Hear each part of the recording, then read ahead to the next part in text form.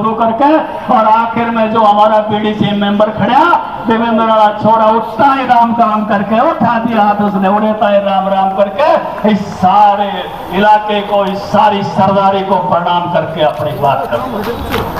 नायब जी जहां आपका कार्यक्रम रखा हुआ है 4 तारीख के बाद 5 तारीख दे दियो, 6 दे दियो, 7 दे दियो, 8 दे दियो, जून के दूसरे सप्ताह में इसी जगह पर बस अड्डे का शिलान्यास हमने आपके कर कमलों से करा।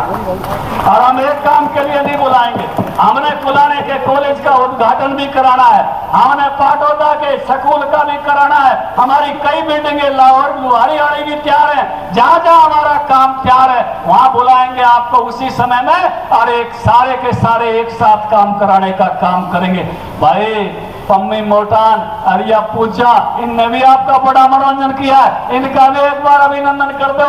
और प्रदीप भाई ईसा गाँव गूंज पाटे दिल्ली ताई की इनका भी स्वागत अभिनंदन करने की जरूरत है। बुजुर्गों नौजवान साथियों देखिए ये भूमि वीरों की है। आप हम तो साहब सदा से यहाँ लड़ते आए नायब जी, हरवीर गुड़िया तैमूर लंग को भाला मारा था, तैमूर लंग बोला था, इस भूमि का बेटा था, इस भूमि का पुत्र था।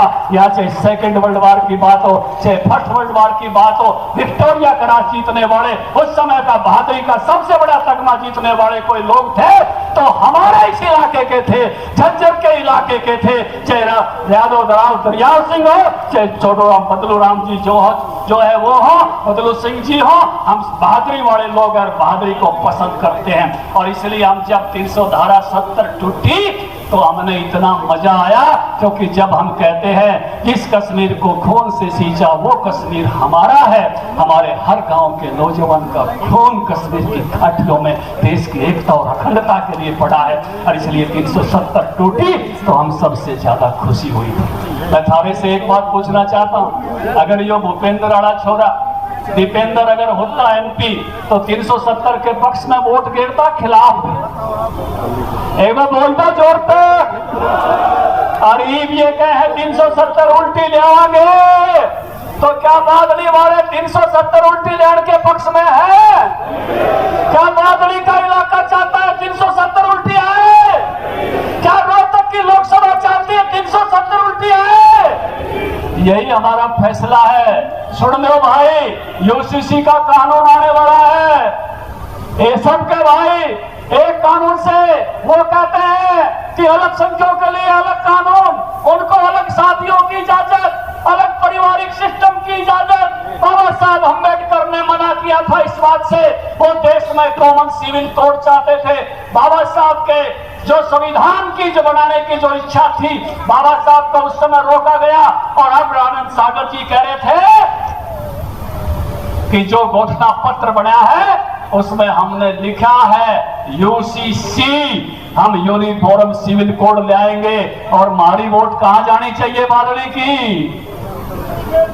यूसीसी के पक्ष में। कहां जानी चाहिए? कॉमन सिविल कोड के पक्ष में। और जब वोट पड़ने चली गई तो किन्नान जागी? कांग्रेस क्या कह रही है? कांग्रेस पार्टी तो कह रही है एक्सरे लगाएंगे, किस पे कितना मार है वो बंटवाएंगे। ये तो राहुल का भाषण है, राहुल ने खुद कहा है एक्सरे लगवाएंगे। काल को खोपर लोटा ठाया बेपेंदे का, बेपेंदे का लोटा, ध्यान से देखना फोटो। क्या कह रहा है? ये कह रहा है कि हम बेपेंदे वाले हैं। हमने कहा था मध्य प्रदेश में कर्जा माफ करेंगे 7 दिन में, हमने नहीं किया, फिर से बीजेपी की सरकार मध्य प्रदेश में आ गई। उन्होंने कहा था राजस्थान में हम 7 दिन में कर्जा माफ करेंगे, फिर से बीजेपी की सरकार आ गई, कर्जा माफ नहीं किया। झूठ बोल के जनादेश लूटने वाली पार्टी है। इन्होंने कहा था हिमाचल में हम पुरानी पेंशन लाएंगे और बढ़ते ही इनके नेता ने कहा केंद्र सरकार पैसे दे। जब पैसे देने केंद्र सरकार उठती तो जयराम ठाकुर ना कह देता, आपकी कहने की क्या जरूरत थी? तो ये झूठ बोल के जनादेश लेने वाले ये कैसे हैं? ये बेपेंदे के लोटे हैं, कहते कुछ है और लुढ़क किधर जाते हैं। ये कहते हैं हम किसानों के कर्जा माफ करेंगे। मैं कुछ दिन पहले टीवी पे था, कांग्रेस के प्रवक्ता ने कहा किसानों का कर्जा माफ हमने किया था। मैंने कहा भाई साहब कितना किया था? बोला 72,000 करोड़ रुपए। मैंने कहा 12 करोड़ किसानों को अगर बटे तो कितने कितने बढ़ते हैं? बोला 6,000 रुपए। और मोदी एक साल में कितने देता है? बोलियो 72,000 करोड़ एक साल में। और कै साल हो गए देते? 6 साल हो गए देते। ऐसे शख्स के लिए ताड़ी तो जोरदार पड़ती है कि नहीं पड़ती? और ये 2.5 रुपए वाले चेक याद है? 2.5 रुपए के चेक है। योगेंद्र अलावत थारे इलाके में क्या करते और हमने टीवी पर दिखाए थे। हमारे टाइम में किसे का आया 1.5 लाख करोड़ रुपए फसलों का मुआवजा पूरे देश में, 1100 करोड़ रुपए सालाना मुआवजा। हरियाणा में इनके पूरे 10 साल में 1000 करोड़ रुपए भी नहीं बटे थे। ऐसा बदला हुआ साहब जी। आप और जब मैं मंत्री थे, मैं मंत्री बन के यहाँ आया तो मेरे पे तहसीलदार आवे बहादुरगढ़ का, बीडीओ आवे बहादुरगढ़ का, जब बादल आऊं एसडीएम आवे बहादुरगढ़ का, झाझर से परेने निकल जा तो एसडीएम झाझर का, तहसीलदार भी झाझर का, बीडीओ भी झाझर का। मगर अपने बादली में क्या मैं सैकनाथ है, निवलाड़ है तो पटवारी और ग्राम सचिव है जी, इससे ऊपर कोई नहीं है। अपनी सरकार ने या एक ही झटके में या एसडीएम बैठाया, या डीएसपी बैठाया, या तहसीलदार बैठाया, या बीडीओ बैठाया, एनसीआई का भूमि पूजन कराया, उद्घाटन कराया। केएमपी पे नीलगाय घूमया करती थी, आज आपकी गाड़ियां दौड़ती है। ऑर्बिटल ट्रेन आपके साथ सीटी मारने वाली है। यहीं से दिल्ली नायब पे बादली के स्टेशन से शताब्दी एक्सप्रेस में बैठने का काम आपका करा के मानेंगे। बादली से शताब्दी एक्सप्रेस में आप बैठोगे, वहां से चला करेगी पलवल से और सीधी चंडीगढ़ उतरा करेगी। ये माहौल, ये काम, ये सपना हमारा है। इन्होंने तो केवल एक ही काम किया, जो किला आपका 20 से 30 लाख के बीच में लिया था, अब वहां 20 से 30 गज जमीन कितने रुपया भाव है बताइए प्रधान जी, बता दो। 20 से 30 गज जमीन उतने रुपयों में मिल रही है जितने में भूपेंद्र हुड्डा ने थारा एक किला लिया था। गलत कर रहे हो तो बता दो, टोक दो, कोई नीचे पे गलत कर रहे हो। इस इलाके को केवल भूमिहीन करने का काम भूपेंद्र सिंह हुड्डा ने किया, और कोई तरक्की आपकी की हो तो बता दो। उनके यहाँ भी सांपला में एसडीएम बैठाने का काम ओम प्रकाश धनखड़ ने किया था जब नायब सिंह जी मेरे साथ मंत्री थे। उन्होंने तो अपने यहाँ भी एसडीएम नहीं बैठाया था। 4 दिन पहले भी प्रेस में मैंने कहा था, कोई मेरी बात गलत पा जाए तो काट देना। इस इलाके को बढ़ाने का सपना जो हमारे मन में है, इस इलाके को जोड़ने का सपना, हर चीज से हर विकास के साथ जो हमारे मन में है, वो सपना उनके मन में नहीं है। वो सपना उनके पास नहीं है, वो सपना उन्होंने कभी नहीं देखा। इस इलाके को बढ़ाने के लिए जी जान से जो हम लगे, आपका आशीर्वाद। मैं तो एक ही बात कहता हूँ कि पिछले चुनाव में रो रो के उसने बुरा हाल कर दिया, और इनके फिर रोड लाग गए थे, मेरा बदला ले लो, मेरा बदला ले लो। आप तो राज्यसभा में जा बैठा, राज्यसभा वाले की कोई कम काम है क्या?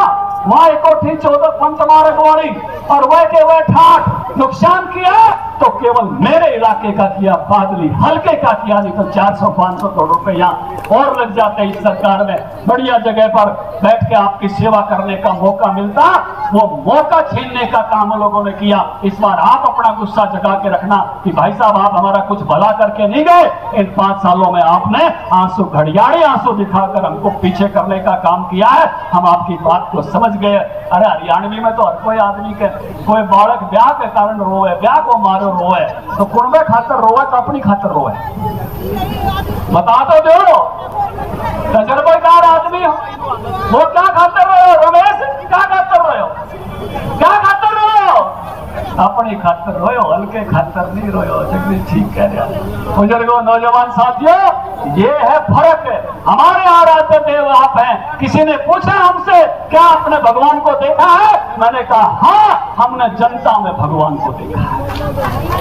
उस स्वर के रूप को को देखा है, ये सोनी सूट तो बड़े मेरी भक्ति की माला के मोती हैं, नजरों से गुजरते जाते हैं, इबादत होती जाती है, पूजा होती जाती है। मैं तो 24 घंटे आपके बीच में हूं और नायब पर हमारा इतना हक है, जो जो काम बताएंगे 100% भाई से कराने की जिम्मेवारी, वो हक हम इन पर मानते हैं। अपने घर के परिवार के जैसे सदस्य पे, छोटे भाई पे जैसा हक होता है, वैसा हक नायब पर हमारा है और उस हक के कारण से आपके विकास को एक नई ऊंचाइयों तक ले जाएंगे।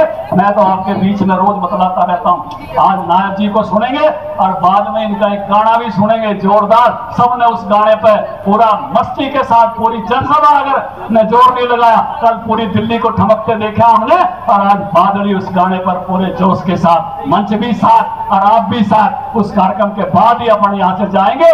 तो अब मैं आमंत्रित करता हूं हमारे ऐसे लाडले मुख्यमंत्री, हसमुख मुख्यमंत्री, विनम्र मुख्यमंत्री, अहिर्निशम सेवान्वय के